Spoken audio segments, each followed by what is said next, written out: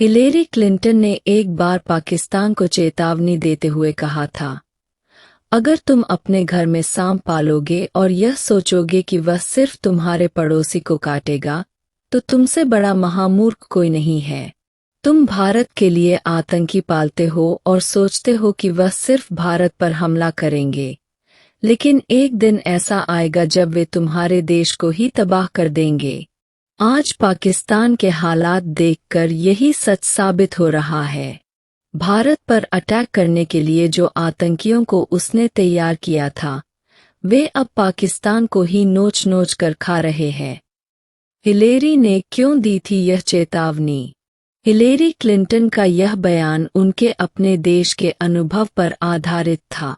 America ने तालिबान को खड़ा किया था सोवियत यूनियन से लड़ने के लिए, लेकिन बाद में इसी तालिबान ने अल-कायदा समेत अन्य आतंकी संगठनों को समर्थन दिया, जिन्होंने 9/11 जैसा आतंकी हमला करवाए। इस हमले में अमेरिका के हजारों नागरिक मारे गए।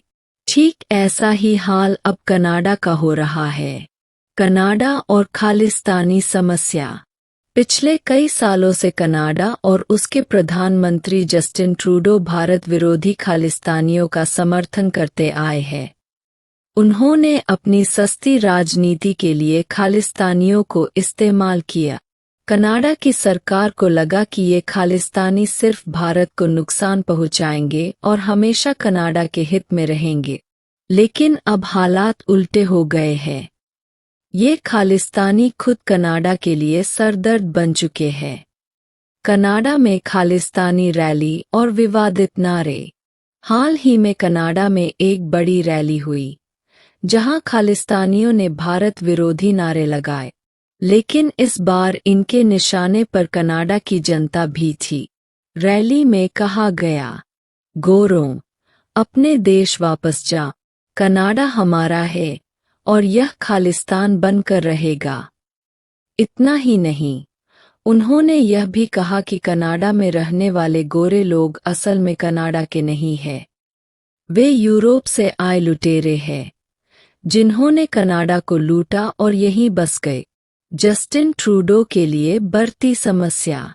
खालिस्तानी अब कनाडा में ही खालिस्तान बनाने की मांग कर रहे हैं।